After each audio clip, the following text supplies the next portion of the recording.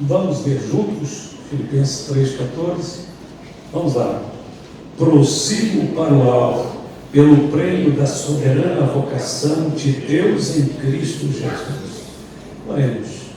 Amado Deus, eterno Pai Celestial, te agradecemos muitíssimo, Senhor, porque estamos com vida, saúde, a mente está pronta para ouvir, os ouvidos estão abertos, o coração está com sede da Tua Palavra. Agradecemos a Ti, Senhor, por tudo isso e por saber que o Senhor está aqui conosco e o Espírito de Deus aqui ministra. Abençoe a todos, em nome de Jesus. Amém? Podeis sentar. Esta semana eu estou tomando Paulo como a motivação, como exemplo para os nossos ensinos, para a nossa vida espiritual. Paulo, a vida dele inteira, tem grandes lições ministeriais.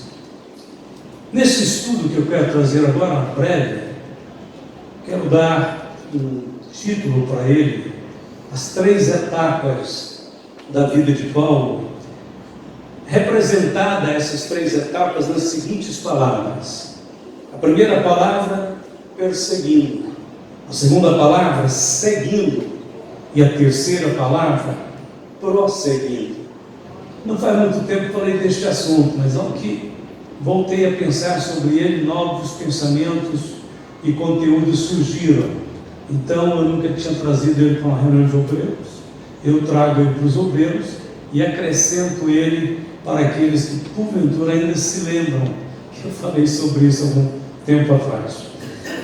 O primeiro ponto então da vida de Paulo, a primeira etapa, está representado na palavra perseguindo. Aqui Paulo é o grande perseguidor da igreja. Este é o tempo de sua ignorância espiritual. Ele mesmo escreve: a mim que dantes fui blasfemo e perseguidor e opressor, mas alcancei misericórdia, porque eu fiz ignorantemente na incredulidade. 1 Timóteo 13.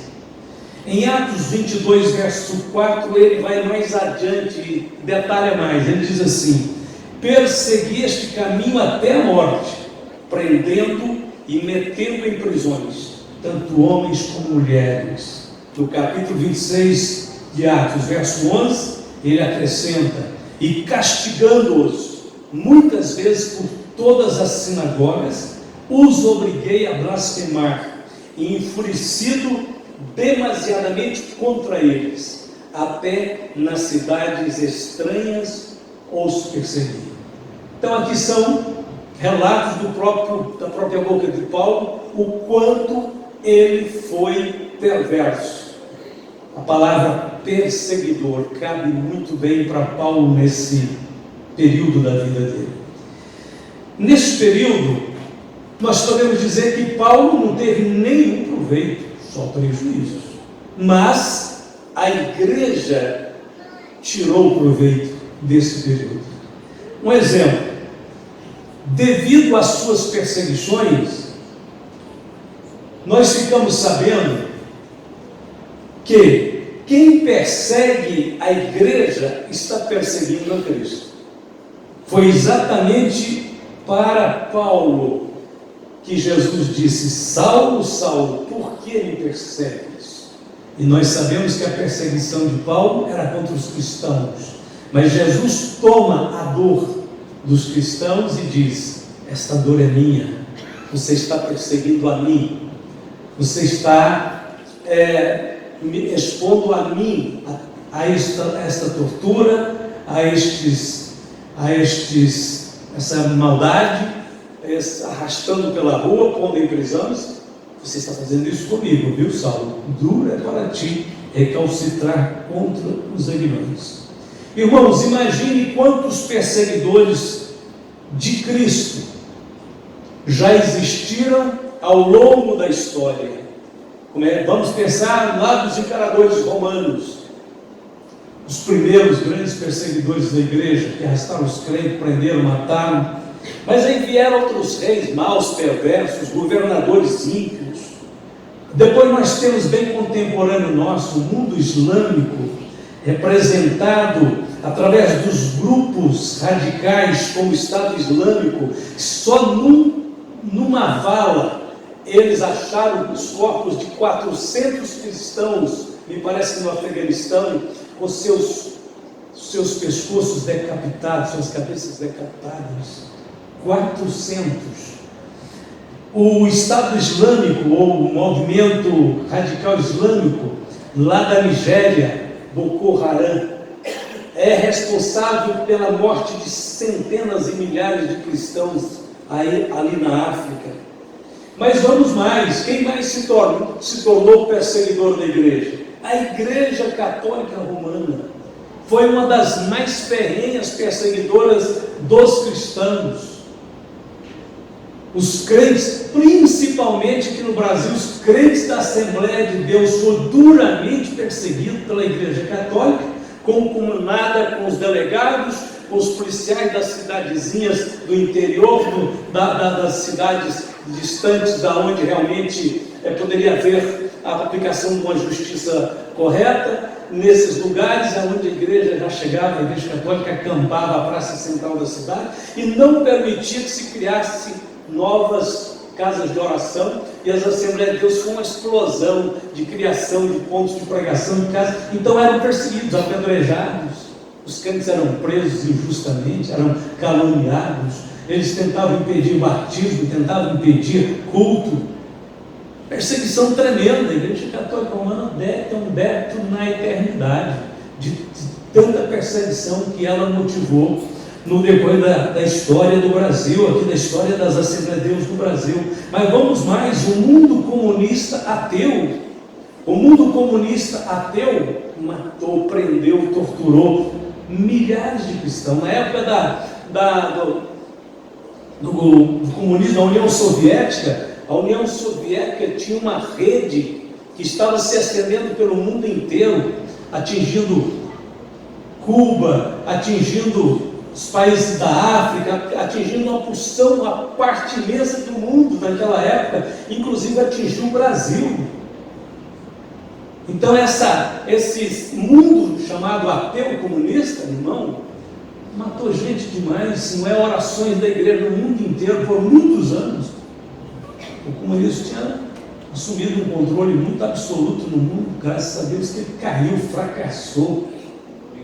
Deus operou, houve uma trégua para que o evangelho chegasse nos países fechados. Mas ainda temos países como a China, comunista, teísta, ditatorial, fechada, onde as pessoas são perseguidas e mortas e nem a imprensa pode noticiar. Estão aí ainda perseguindo os cristãos, quem confessa o nome de Cristo. Nós estamos em Cristo. Cristo está em nós. Jesus disse em João 4. João capítulo 15, verso 4: estais em mim e eu em vós. Quem tocar no crente, inevitavelmente estará tocando em Cristo. Mas a perseguição infligida por Paulo, pelas autoridades, pelo Império Romano, pela Igreja Católica, por tudo isso que eu mencionei, essas perseguições, esse maltrato aos filhos de Deus, aos que temem o Senhor, ele não destruiu a igreja e nem vai destruir a igreja. Pedro, escrevendo sobre isso, ele diz que a perseguição tem um especial objetivo, um efeito positivo nela, que é o de refinar a fé. Toda vez que a igreja permite que haja uma mistura nela, entre água quente e água fria, ela vai ficando morna, isso é muito ruim. Água morna faz mal, dá náuseas. O Senhor Jesus disse que vai vomitar uma igreja morna. Então, para preservar a pureza da igreja e resgatar a sua integridade, de novo, outra vez, o Senhor pode permitir que algumas duras perseguições realmente se levantem, como foi na época de Paulo. Por quê? Pedro diz: para que a prova da vossa fé, muito mais preciosa do que o ouro que perece, e é provado pelo fogo, se ache louvor e honra e glória na revelação de Jesus Cristo. Aqui Pedro está falando de um povo que confessou a Jesus de verdade. Imagine se os cristãos estivessem sendo marginalizados e perseguidos.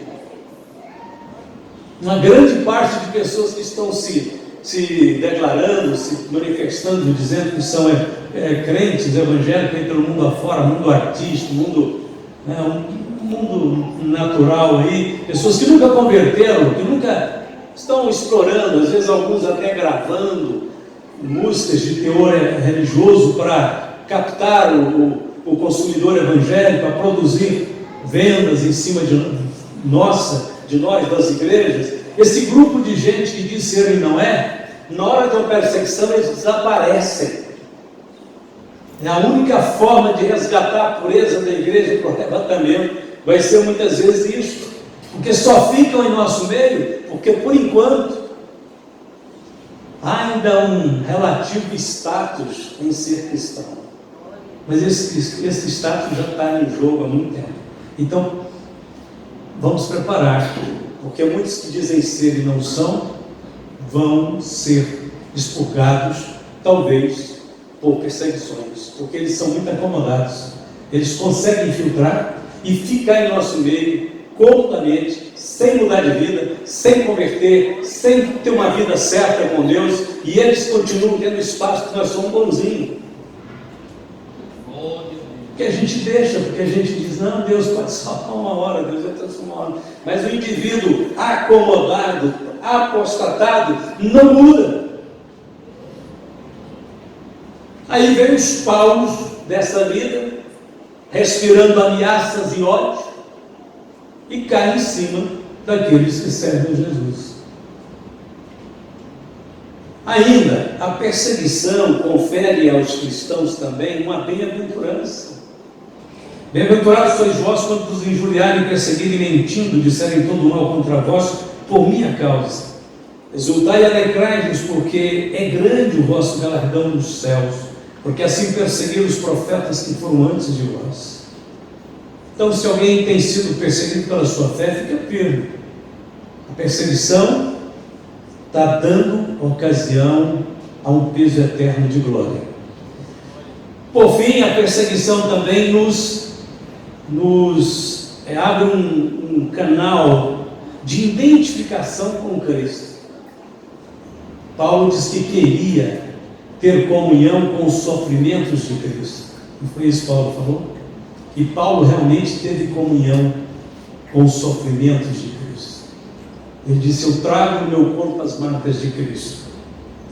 Lembrai-vos da palavra que ele nos disse, não é o servo maior do que o seu Senhor. Se a mim me perseguiram, também vos perseguirão a vós. Se guardaram a minha palavra, também guardarão a vós. João 15, verso 20. O Senhor Jesus disse, vocês vão ser igual a mim em tudo. Também nas perseguições, eu sofri perseguição, vocês sofreram não. Mas vamos para o segundo aspecto, segunda etapa da vida de Paulo. A primeira então foi perseguir, perseguidor, perseguindo. Segunda etapa, seguindo. Aí muda um pouco, não é? Muda bastante. A segunda etapa é Paulo, o seguidor. Tendo sido ele o mais cruel dos perseguidores, se tornou no maior defensor da doutrina de Cristo. A conversão de Saulo chama a atenção da história, chama a atenção do mundo, porque era impossível um evento pequeno, uma coisa de pouca importância, fazer com que a vida de Saulo desse a guinada que deu. No meio da estrada de Damasco, aconteceu algo que transformou o perseguidor em seguidor. E ele nunca mais seria o mesmo. Depois da conversão, Paulo considerou que seu maior privilégio era ser apóstolo. E seu principal prêmio era um dia encontrar pessoalmente com Jesus Cristo. Para alcançar os seus objetivos, Paulo investiu toda a sua vida e todos os seus esforços em uma única direção. Irmãos, quanto a mim não julgo que eu haja alcançado, mas uma coisa faço, e é que esquecendo-me das coisas que atrás ficam, e avançando para os que estão diante de mim, prossigo para o alvo. Paulo se tornou o homem de uma coisa só. Por que Paulo se tornou este homem? Porque Paulo era muito inteligente.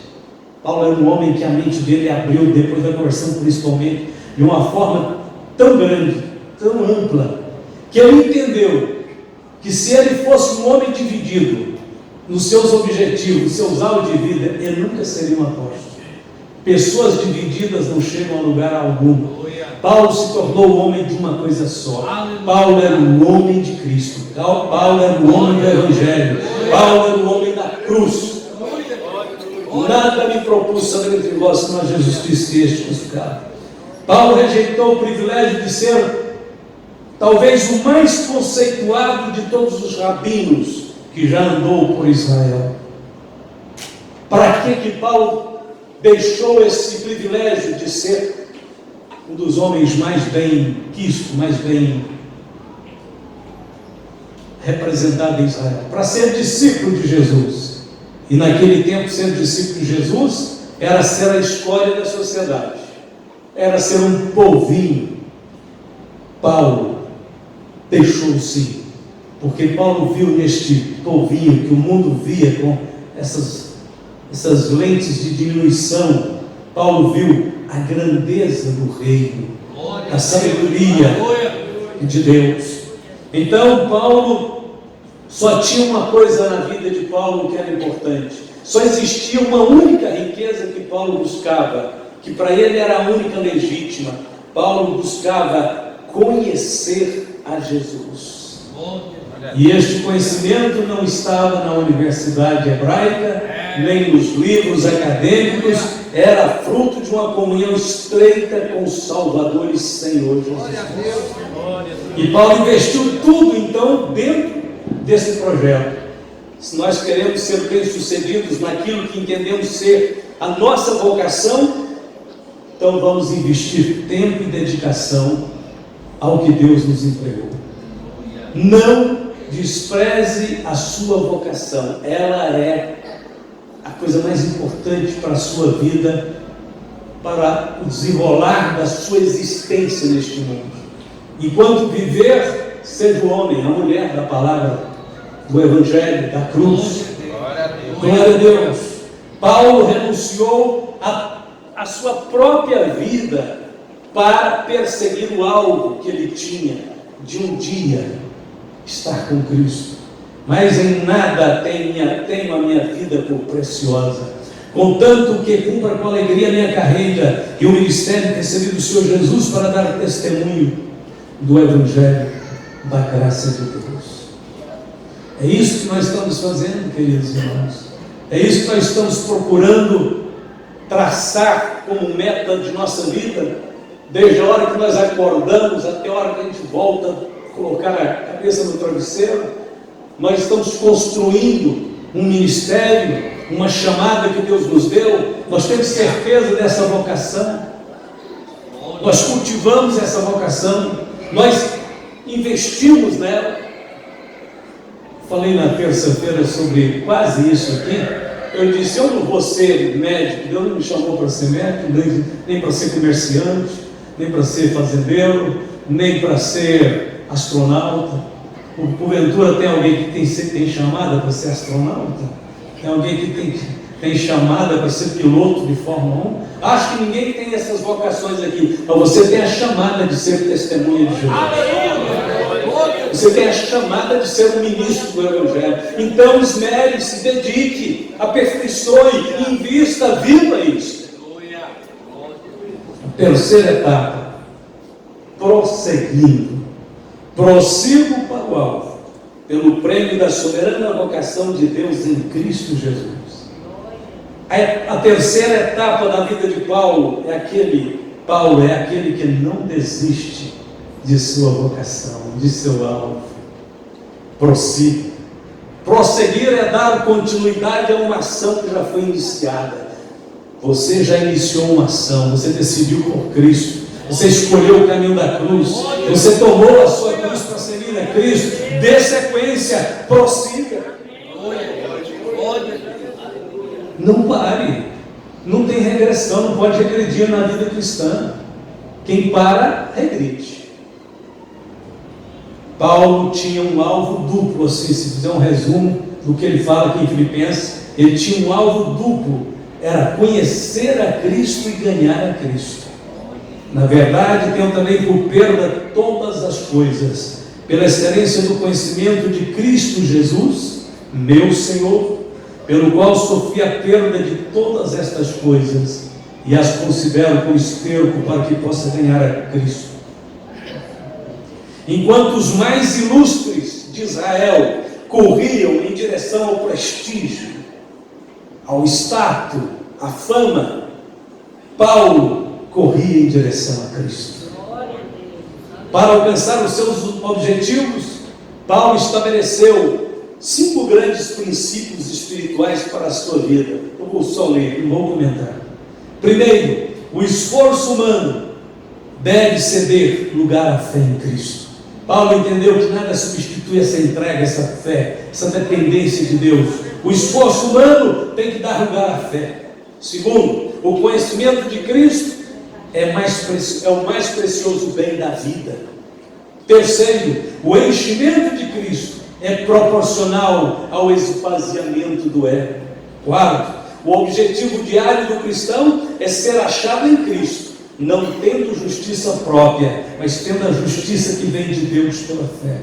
E quinto, o alvo final do cristão é chegar à ressurreição dos mortos, ocasião em que ele se unirá ao Senhor para sempre. Conclusão: muitos começam, mas não terminam. O mundo está cheio de projetos interrompidos, abandonados, esquecidos. Quando você converteu, Deus pôs uma luz na sua alma, no seu coração. Deus deu uma visão para você. Você viu antecipadamente o que você podia ser, mas por alguma razão você está esquecendo disso. Você está deixando por menos. Você entendeu, você percebeu que você podia ser um grande ensinador, um grande pregador, um grande mestre, um grande cristão deste mundo, mas por alguma razão você se emaranhou com as coisas da vida, você está deixando por menos, você está vivendo abaixo da sua vocação. Paulo diz: eu prossigo, eu não posso parar. Paulo deitava, dormia, acordava dizendo: eu tenho que ir à frente. Deus acendeu uma chama no seu coração. Isso ardeu muito tempo, mas de uns tempos para cá está esfriando. Eu lamento dizer, mas é o Espírito Santo que está mandando eu dizer isso para vocês. Eu não vou dizer que estão todos sob a mesma vara aqui não, de correção, mas alguns estão. Deus tinha dado uma vocação, Deus tinha dado uma chamada elevada. Não é pretensão não. Quando eu converti, eu era o menor, eu tinha certeza que era o menor da igreja, mas eu também tinha certeza que em Cristo Jesus eu podia ir muito longe, porque era Ele que me sustentava. Eu não tinha dúvida, quando eu levantava, que me dava uma oportunidade, eu sabia que Deus queria falar através da minha boca. E quem depois eu nem tinha noção disso, depois os irmãos é que me contavam. Irmão Elcio, aqueles dias você recém-convertido, quando você levantava, ele sabia que Deus ia falar. Eu dizia: meu Deus, depois de muito tempo, Deus nem deixava a gente ver isso, né, para talvez não criar nenhuma pretensão. E depois eu olhei assim para trás e disse: Senhor, essas coisas não podiam acontecer por meu esforço mesmo, não. Tinha que ser o Senhor trabalhando na minha vida. Tinha que ser Deus. Agora reconheço que é o Senhor mesmo. Irmão, o mundo está cheio de projetos interrompidos, abandonados, esquecidos, e talvez alguns estejam destruídos. Alguém disse que o cemitério é o lugar mais rico da cidade. É lá que estão sepultados os mais lindos livros que nunca foram escritos, as mais belas músicas que nunca foram cantadas, os mais preciosos poemas que nunca foram declamados. Alguém guardou isso e enterrou isso com ele. não expressou isso ao mundo, não manifestou isso ao mundo, que isso glorificaria Cristo, isso honraria o nome do seu Senhor. Ficou guardado até que a pessoa morreu e eu vou embora. Cara. Ninguém sabe o que passou na mente e no coração daquela pessoa. Está enterrado. O que é de Deus na sua vida, ponha para funcionar. Não é amanhã, não, é hoje. Ponha para funcionar o mais rápido possível. Deus te habilitou para alguma coisa que só você que pode fazer. Isso é peça fundamental no reino de Deus. Se você não fizer, outro não fará. Deus disse a Daniel: tu, porém, Daniel, vai até o fim, porque repousarás e estarás na tua sorte no fim dos dias. Daniel 12, verso 13. Até onde Deus quer que você siga e prossiga? Até o fim. Não terminou. Enquanto não terminar, não tem jeito de parar, não pode parar, nem diminuir o ritmo. Está na hora de acelerar um pouco mais agora. Se tivermos que manifestar alguma coisa de Deus na igreja, na família, na sociedade, no mundo, se tivermos que manifestar, tem algo de Deus em você? Deus colocou alguma coisa preciosa aí dentro? Então, se tem que ser manifesto isso, tem que ser agora. Glória a Deus, aleluia. Tem que ser agora, antes que o tempo acabe. O grande Paulo, o maior intérprete da doutrina de Cristo, aquele homem que às vezes andou esfarrapado, porque saía de perseguições, de apedrejamento, de covas, foi até a última hora, mesmo preso numa prisão, preso numa cadeia, numa masmorra gelada, fria, estava escrevendo cartas. Timóteo, faz isso, Timóteo, cuida da palavra, prega a doutrina. Você estava com a sentença de morte, Paulo. Eu sou preso de Cristo.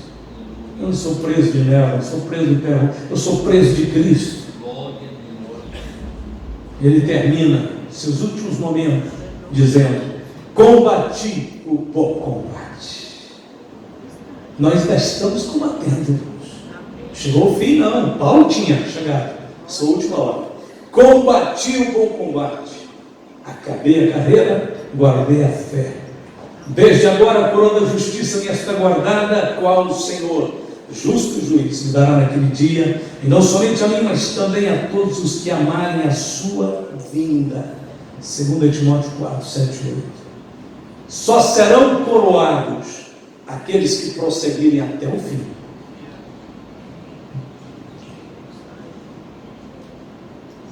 No ano passado, ano atrasado, nós estabelecemos aqui um projeto sadio, né? Um projeto de incentivo, de apoio.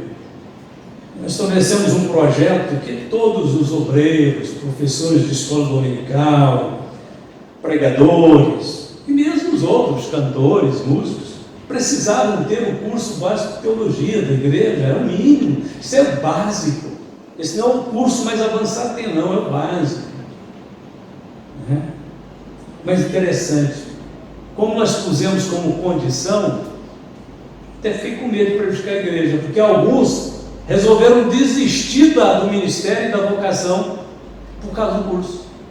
Acharam difícil ter que fazer um curso para ser um diácono, ser um presbítero, ser uma professora de escola dominical.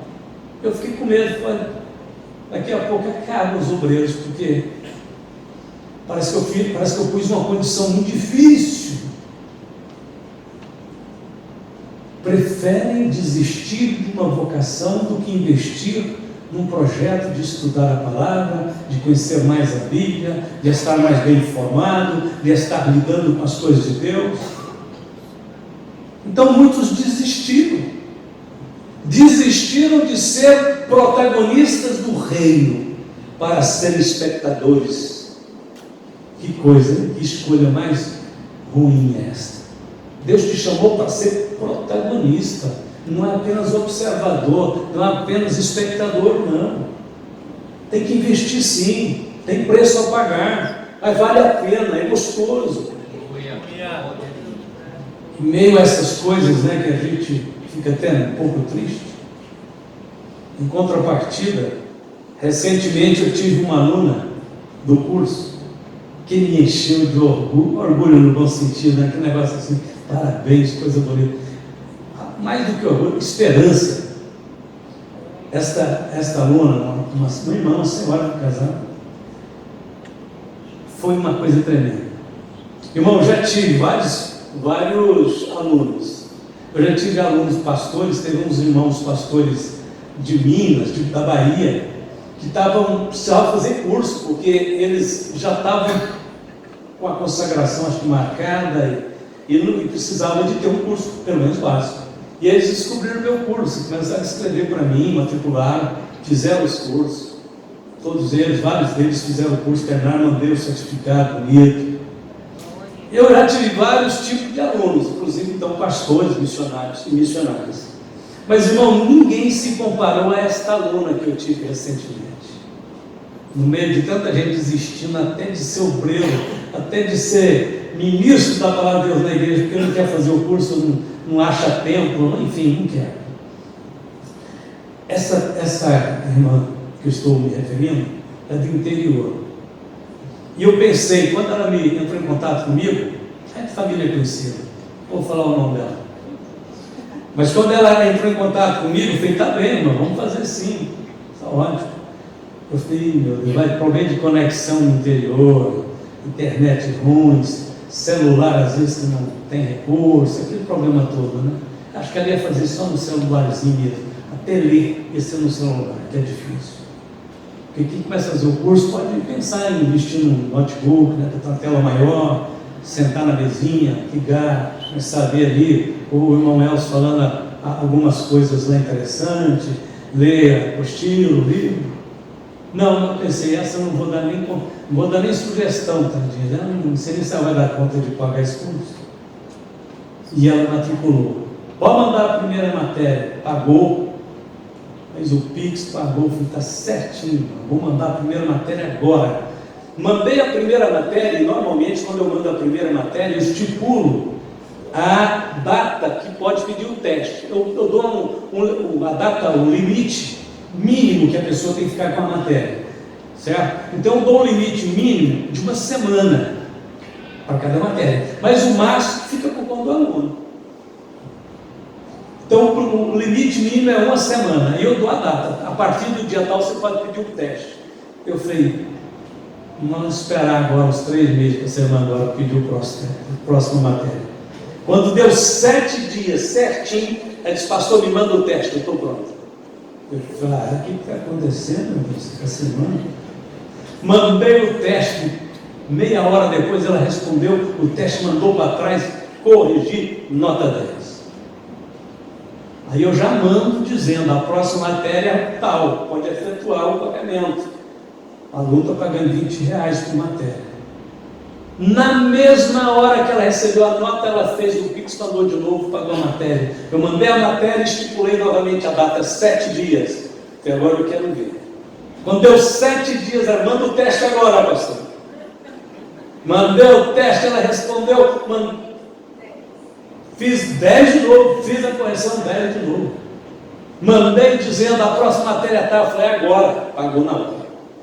Não é gente rica, não. Dona de casa, mãe de filhos, esposo trabalha em serviços braçais, interior. Resultado e resumo, foi a melhor aluna até agora da história do CETEP. A melhor. Superou todos os pastores que já fez curso comigo, missionário. Ela fez o curso, geralmente eu mando a matéria, tem aluno que só responde 3 meses depois. Tem aluno que vai gastar 6 anos para fazer o curso. Ele vai ter que ficar fazendo o curso só com meus vídeos, que eu vou embora daqui uns tempos. Sabe quanto tempo que a irmã demorou para fazer o curso? 7 meses. 7 meses. Ela fez o curso básico de teologia. 20 matérias. Só nota boa. A nota mais baixa dela, acho que foi 9,2. Era 9,2, era 9,6, era 10. Quando ela terminou o curso, eu falei, irmã, você é uma pérola preciosa. Deus tem um plano na sua vida muito grande. Eu, sinceramente, desejei que ela morasse aqui em Trindade. Porque se ela morasse aqui em Trindade, eu iria, de todas as maneiras, convidar, atrair, elogiar, apoiar, fazer tudo para que ela, o esposo, os filhos viessem aqui para a nossa igreja. E qualquer pastor que tivesse uma irmã daquela na igreja lucraria, teria muitos bons resultados com o trabalho dela dentro da igreja. Porque o que acontece nessas áreas de estudo, de prestatividade, de pontualidade, acontece também na vida ministerial. Isso que então não tem ordem para fazer as coisas, começa e não acaba, deixa para depois, esquece o que tem que fazer, não dá prioridade, o reino de Deus para ele, não sei, só está na teoria na cabeça dele. Vai refletir também na vida espiritual, vai refletir também no seu trabalho. Eu fiz essa semana precisar, eu queria ela aqui na nossa igreja. Ela ia servir de exemplo, ela ia motivar muita gente que está parada, parou no tempo, no espaço, esqueceu que tem que crescer, que tem que progredir.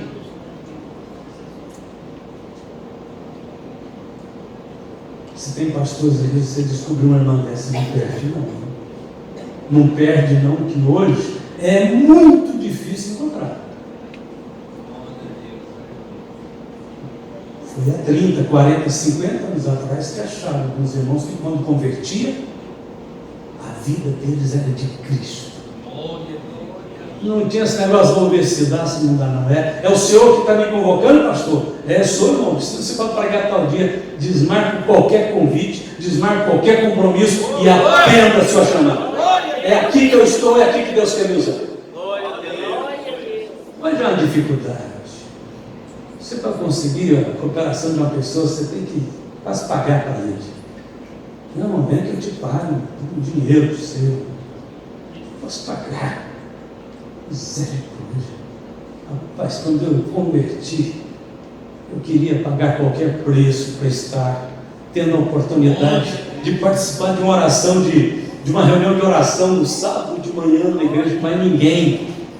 Foi a minha primeira tarefa dentro da igreja, direto assim na frente. O pastor me deu a oportunidade, foi para Moel, o vice-pastor dirigia a reunião, e eu não faltava. E ele disse, eu vou passar a reunião para você. Eu falei, não, pastor, eu dou conta. Eu tinha o quê? Tinha 2 meses de crente. Não, vou passar para você. E eu desempregado, naquela semana eu tinha conseguido uma entrevista na VPESA. VPESA é uma empresa que tem na sede de São Paulo, aí para frente da Mabel, que trabalha só com caminhões pesados, Scania. E VPESA trabalha então com peças caras, com manutenção. E eu ia entrar lá embaixo, né? Limpeza, qualquer coisa. Mas logo na entrevista disseram, se você for bom na coisa, você logo sai de limpeza, vem para a mesa, vai vender aqui com dinheiro, porque a venda aqui é dinheiro mesmo. Cada peça, cada equipamento aqui de Scania é muito caro.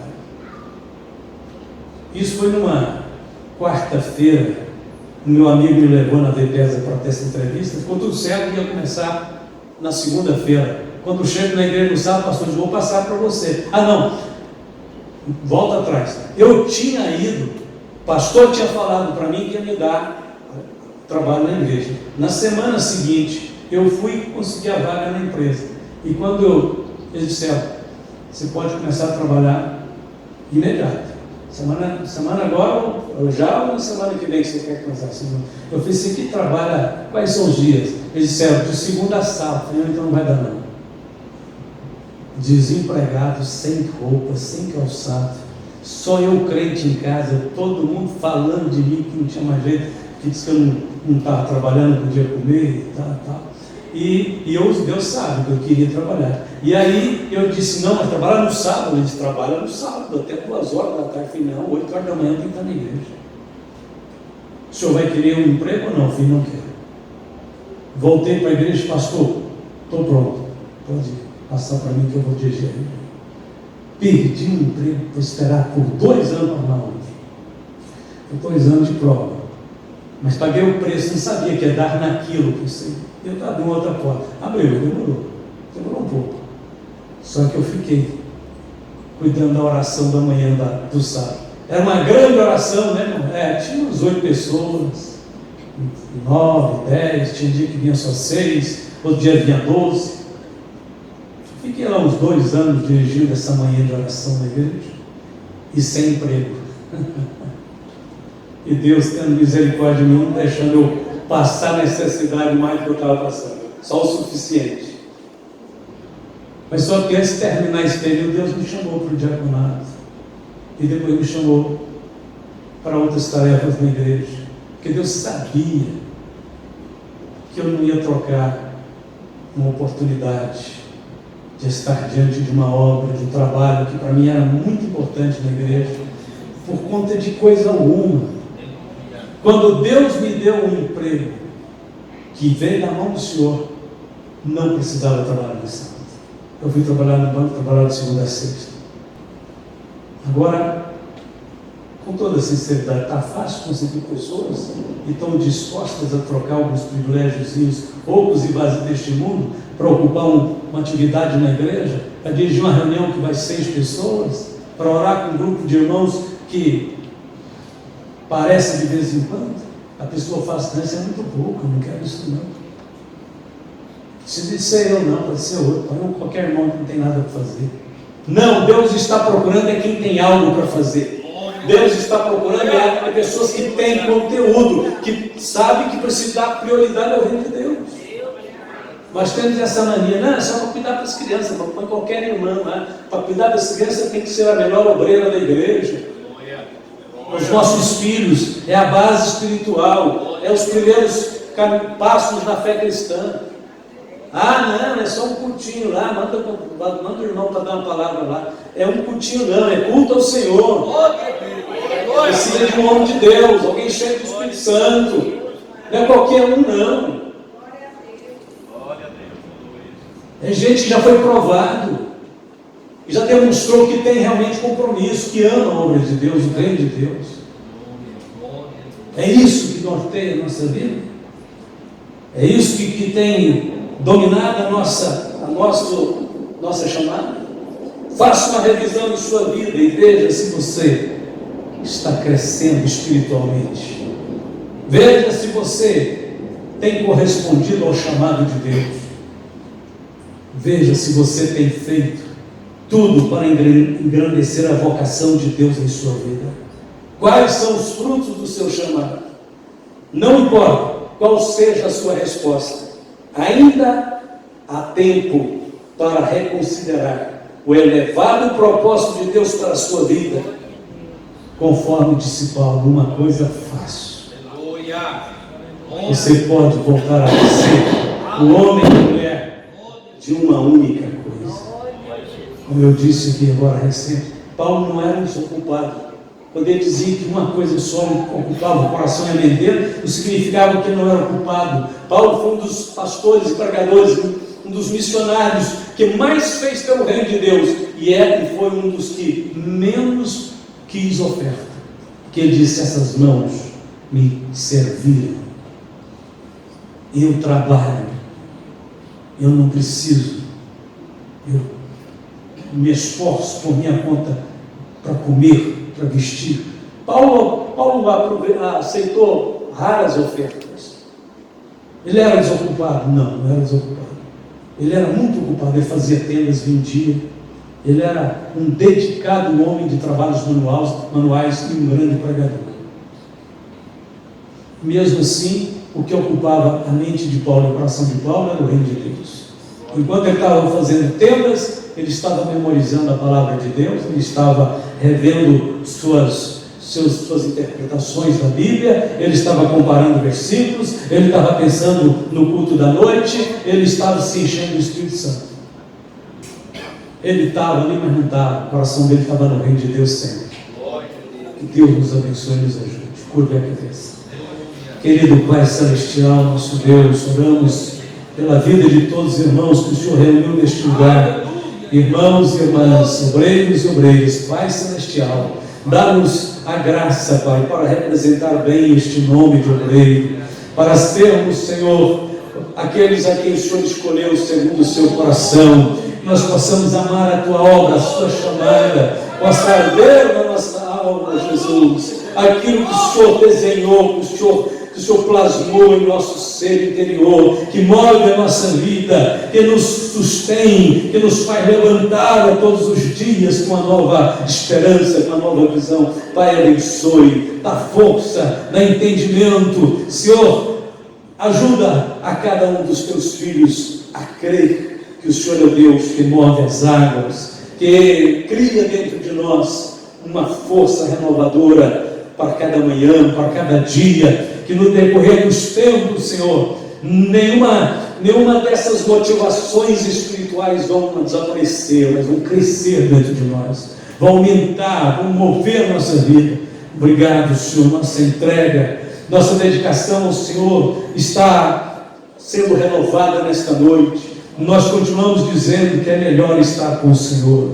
Nós continuamos dizendo, Senhor, que o Teu reino tem prioridade, que a Tua chamada tem a prioridade máxima em nossas vidas, Senhor. Nós só iremos até onde o Senhor nos permitir neste mundo, nas ocupações materiais e tudo que possa interferir, Senhor, naquilo que o Senhor nos incumbiu de fazer no reino, nós colocaremos de lado e iremos, Senhor, perseguindo o alvo da Sua perfeita vontade.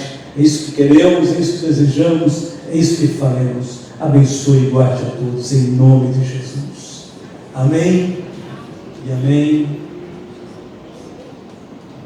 Breve os trabalhos serão findos, bênçãos vão os servos desfrutar, e Jesus os saudará, bem-vindos, esta glória espero alcançar. Vamos de pé. Fala Deus, toca-me com brasas do altar. Fala